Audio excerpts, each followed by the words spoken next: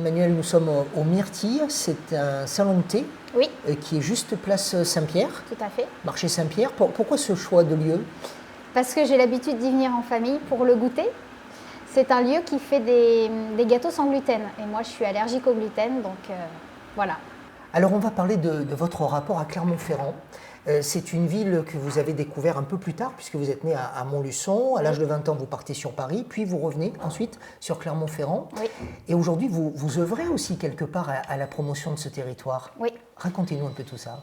Alors en fait, oui, je suis tombée sous le charme de Clermont-Ferrand. Avant de partir à Paris, j'ai fait 1 an de fac ici. Et après, je suis partie à Paris, effectivement, et je suis rentrée en 2010 ici. Et c'est une ville que j'adore.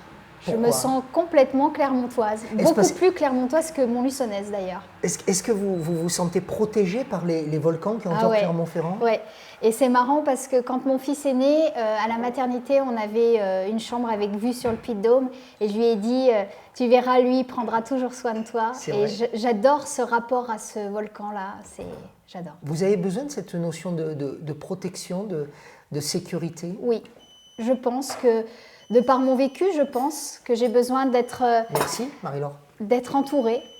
Et là, on est entouré par les volcans.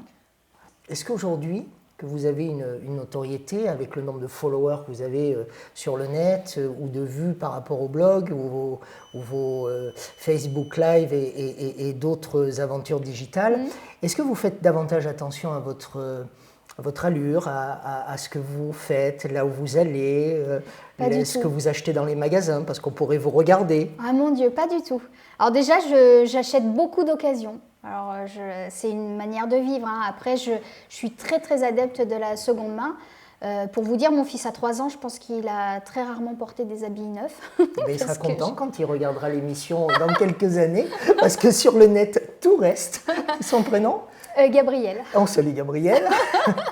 Mais non, vraiment pas du tout. Et puis, j'avais pas envie de me mettre en avant.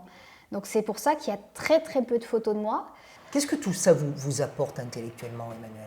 Beaucoup de choses. C'est le fait de rencontrer plein de personnes de milieux différents. C'est ça qui fait la richesse de ce que j'entreprends en fait.